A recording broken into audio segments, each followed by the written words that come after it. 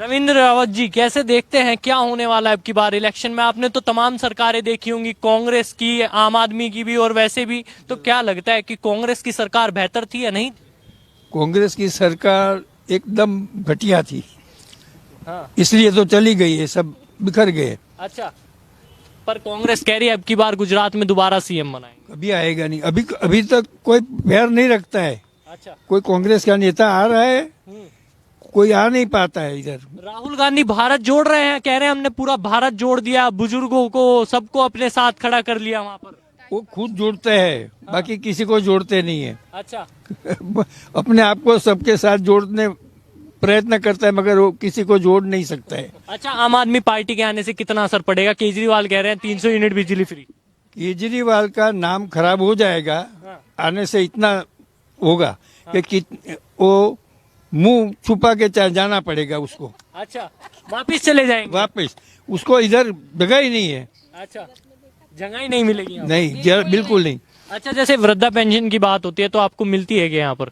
देखो, सबको मिलती है, जो योग्य है, जो लेने योग्य है, जो ले सकते हैं वो सब लेते हैं और उसको मिलती है। अच्छा, सबको मिलती है? सबको मिलती है। अच्छा, तो इनका कहना है सबको मिलती है। अंकल, आपका क्या नाम है? जयेंद्र रावल। जयेंद्र रावल जी, क्या लगता है जोरदार आवाज है अब की बार, किसको जोरदार वोट देंगे? भाजपा आएगा और सिर्फ भाजपा आएगा, इसमें दो राय नहीं है, क्योंकि स्पोर्ट्स है, खाने की चीज है, कोई भी झाड़ पान देख लो उसमें वैकल्पिक व्यवस्था है।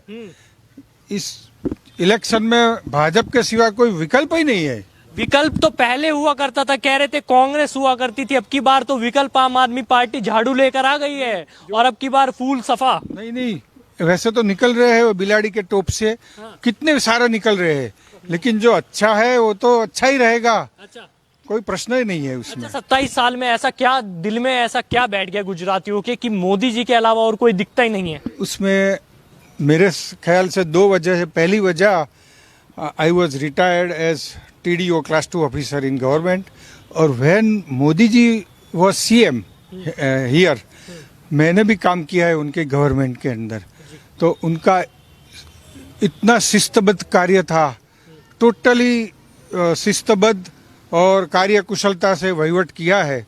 पारदर्शिता जो बोलते हैं वो हमने देखा है हमारी आंखों से, तो उसमें से दो रहा ही नहीं है। 27 साल से हम वट से कह रहे हैं कि मोदी जी ने जो किया है, नींव डाली है, तो आगे इमारत हो गई है, अब महल हो जाएगा, कोई दिक्कत नहीं, कोई दिक्कत नहीं। भैया, आपका क्या नाम है? थोड़ा आगे आइए।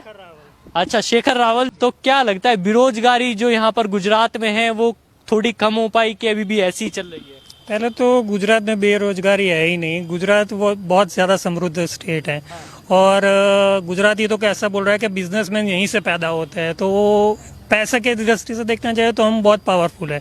अच्छा। तो वो तो नहीं, ऐसा कुछ है नहीं। और 2001 के बाद जब से मोदी जी आए हैं, तब से हमने जो डेवलपमेंट, ये सब जो बोल रहे हैं रिवर फ्रंट, ये सब हमारी आंखों के सामने हुआ है।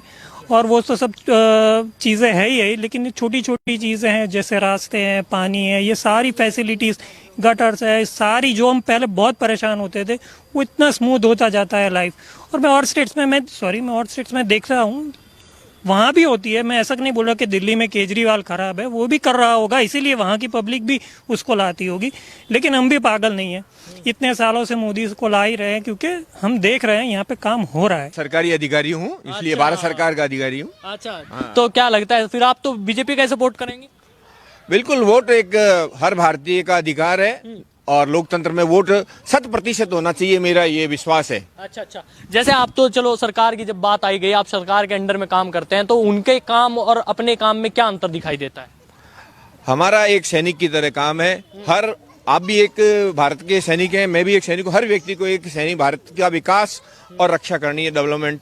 अच्छा, तो डेवलपमेंट दिखाई दिया यहाँ पर? बिल्कुल, सर्वांगीण विकास दिखाई दिया मुझे, चहुमुखी विकास।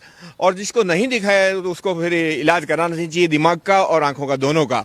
केवल आम आदमी पार्टी कह रही है केवल ये बड़े बड़े पुल बना दिए जाते हैं और ये चीजें कर दी जाती हैं, लोगों का भी तो विकास होना चाहिए, महंगाई से भी तो छुटकारा मिलना चाहिए। जो ये 8-8 हजार रुपए का बिजली का बिल आता है, इससे भी तो छुटकारा मिले, अच्छा पानी मिले, अच्छा स्वास्थ्य मिले, अच्छी चिकित्सा मिले। भारत के महानतम प्रधानमंत्री पंडित अटल बिहारी वाजपेयी जी ने यह कहा था कि मुफ्त का देना हरामखोरी बढ़ाना है। हमारे यहाँ पे हिंदुस्तान की परंपरा है स्वावलंबी बनने की, और ये केजरीवाल जैसे महाधूर्त जिनके बहकावे में भारत की भोले भाले लोग आ सकते हैं, जो प्रबुद्ध लोग हैं वो नहीं आएंगे। हर चीज मुफ्त बांट दो, किसके दे थे? आज मैं लाखों रुपए टैक्स दे रहे हैं, हमारे भारतीय लाखों रुपए, उसको क्या नैतिक अधिकार है कि वो मुफ्त में दे? क्या अकाउंटेबिलिटी है? क्या वो हमसे पूछ के देगा?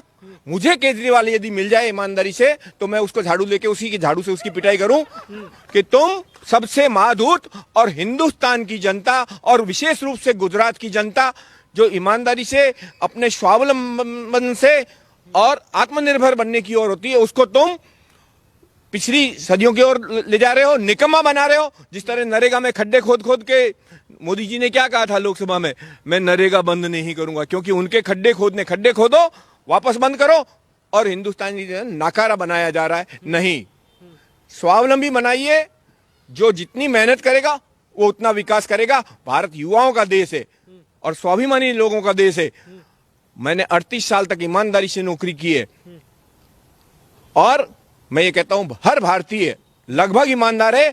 1947 से जो अंग्रेज चले गए लेकिन गुलामी की दास्ता छोड़ गई, वो गुलामी की मानसिकता या तो पंडित अटल बिहारी वाजपेयी जी आए थे भाजपा से जब खत्म हुई, लेकिन कुछ काल ऐसा रहा कि उस दरमियान हिंदुस्तान की जनता समझ नहीं पाई, उनको दोबारा नहीं ला पाई, और ये भूल को सुधारते हुए 2014 से लेके हम तो कहते हैं सदियों सदियों तक विश्व गुरु भारत बनेगा, उस और हम जा रहे हैं। आप गुजराती क्यों, पूरे हिंदुस्तान में देखिए। मैं कुछ साल पहले मध्य प्रदेश में घूमने गया तो सड़क एक खड्डा पता नहीं था, और दिग्विजय सिंह क्या सत्ता के गुरूर में क्या कहते हैं, आपने कांग्रेस की बात कर रहे थे, वो कहते हैं कि काम करवाने से थोड़ी जीतते हैं। कांग्रेस का ये था कि सड़कें तो बनती नहीं थी, कागजों में बनती थी।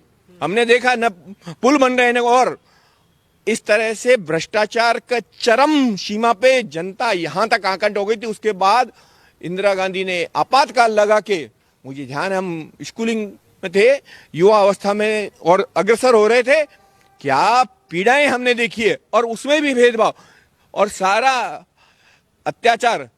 1947 से देश एक तरह से दूसरी तरह से खंडित आजादी मिली, दूसरी तरह से गुलाम हुआ, और तुष्टीकरण इतना भयंकर रूप से फैलाया गया। और हमारे गुजरात के जो सरदार वल्लभ भाई पटेल ने एकीकरण किया, और एक कश्मीर का एकीकरण क्या है, हिंदुस्तान के पूरे हिंदुस्तान के लिए कश्मीर बंद, कोई नहीं जा सकता वहां से।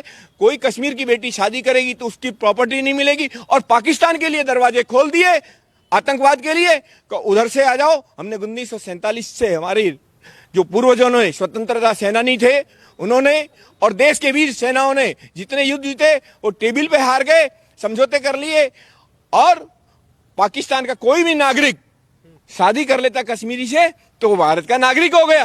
कितनी शर्म से डूब मरने वाली बात है इनकी जो नीतियां। एक एक में पोल खोलूं तो आपका कई दिन चुनाव खत्म हो जाएंगे, जब तक नहीं खत्म होगा इतना। अभी स्पीच वाले बंदे हैं बड़े, स्पीच वाले नहीं, मैं स्पीच देना ही नहीं आता, मैं तो दिल की बात कहता हूं। और मेरे अखिल भारतीय युवा प्रबुद्ध जनमंच का अध्यक्ष हूं, और 10 साल से लेके 99 तक युवा रहता है व्यक्ति। जिस तरह से फौजी के लिए कहा जाता है मरते दम तक जवान है, उस तरह से स्पीच नहीं है। मैं तो युवा भी तो है, राहुल गांधी भी तो युवा हैं, वो भी तो कह रहे हैं। राहुल गांधी कहूं या पपलू कहूं, आई डोंट नो। पपलू क्या है, ताश का एक वो पत्ता होता है, वो हर जगह फिट हो जाता है। राहुल गांधी कभी तो कहते हैं कि मैं वो जनेऊ पंडित हूं, कभी कहते हैं मैं क्रिश्चियन हूं, मुसलमानों में जाके कहते हैं मैं तो खानदानी मुसलमान है। और इतिहास के कई पन्ने तो ये बता रहे हैं कि ये 3 भाई थे, जिन्ना, नेहरू और शेख अब्दुल्ला, इसलिए हिंदुस्तान को खंडित किया गया। हमारी रगों का खून उबल रहा है। कांग्रेस ने जितनी बर्बादी की, दूसरी जितना अंग्रेजों ने बर्बाद नहीं किया। 1947 से तुष्टीकरण, जातियों में देश को बांटना, प्रदेशों में, इन सब में बांटते हुए जो विनाश किया है कांग्रेस की, तो सर्व सत्यानाश। वो अभी पप्पू जी बोलता हूं मैं तो राहुल को, वो हांडी लेके जा रहे थे। हमारी सनातन संस्कृति में कहते हैं कि हांडी पे यदि नारियल होता है, जल भरा हुआ, वो तो शुभ होता है। और जब हांडी किस लिए ले जाते हैं, मुझे सनातन संस्कृति और भारतीय संस्कृति में कुछ कहने की जरूरत नहीं है। कांग्रेस का क्रियाक्रम करेंगे। अभी आप बात कर रहे थे प्रियंका, अरे किसी का नाक वो होने से या होने से, एक छोटा सा देता हूं, किसी ने विवेकानंद जी से और कहा कि मैं आपसे शादी कर लूं तवायफ ने, तो आप जैसा बोले, मान लो मेरे जैसी बुद्धि नहीं है, बुद्धि तुम्हारे जैसी आ गई और तो क्या होगा। तो ये वाली बात है, तो बुद्धि जड़ बुद्धि, वो अरबों रुपए का उसका हस्बैंड घपले कर रहा है। सारी कांग्रेस उसमें इन्वॉल्व थी, इसीलिए तो जनता ने जूते लगा लगा के भगाया है। और कांग्रेस को तो नाम ही नहीं ले पूरे हिंदुस्तान से, इसकी तो पोटली बना के। भाई साहब, अंग्रेजों ने क्या किया था, आप युवा हैं, मैं आपको बताता हूं, और ज्यादातर यहाँ युवा है। अंग्रेजों ने सरदार नेताजी सुभाष चंद्र बोस, भगत सिंह और बड़े बड़े पंडित चंद्रशेखर आजाद, इन क्रांतिकारियों से डर के देखा कि अब तो भागना पड़ेगा हिंदुस्तान के। तो उन्होंने देखा हम कैसे जाएं, तो उन्होंने देखा या तो अंग्रेजियत का कोई गुलाम या अंग्रेज मानसिकता का, तो उनको नेहरू बिल्कुल फिट जोकर लगा। उन्होंने नेहरू को बनाया, सरदार पटेल के साथ अन्याय हुआ और हिंदुस्तान को, क्योंकि बौद्धिक रूप से उनको गुलाम बनाना था, नेहरू ने कश्मीर का वो किया। यहाँ 1947 से बांग्लादेशी आ रहे हैं, जो पाकिस्तान था पुराना, वहां से मुसलमान आ रहे। आज दिल्ली में, पूरे देश में रोहिंग्या बसे हुए, उनके लिए आवाजें उठ रही है। केजरीवाल और दिल्ली में भाई साहब छोटे छोटे टुकड़ों में 50 पाकिस्तान जैसे बना दिए गए हैं। हिंदुस्तान में रहेंगे जो अच्छे मुसलमान है, वो भी कहते हैं हम हिंदुत्व, सुप्रीम कोर्ट ने भी कहा हिंदुत्व, जो हिंदुत्व को मानेगा वो इस देश पे राज करेगा, भारत पुनः विश्व गुरु बनेगा। और गुजरात ही नहीं, पूरे हिंदुस्तान में जहां जहां भाजपा की सरकार रही है, सर्वांगीण विकास हुआ है। किसी भी क्षेत्र में एक शब्द है सर्वांगीण विकास, उसमें सब कुछ आता है। अच्छा, सब कुछ आता है। तो सर की तो बहुत जबरदस्त स्पीच रही, हमें भी बहुत मजा आया। आपको क्या मजा आया, जाइए कमेंट बॉक्स में कमेंट कीजिए, इस खबर को लाइक कीजिए, शेयर कीजिए, और गुजरात की पल पल की अपडेट देखने के लिए हमारे चैनल हेडलाइंस इंडिया के साथ बने रहिए।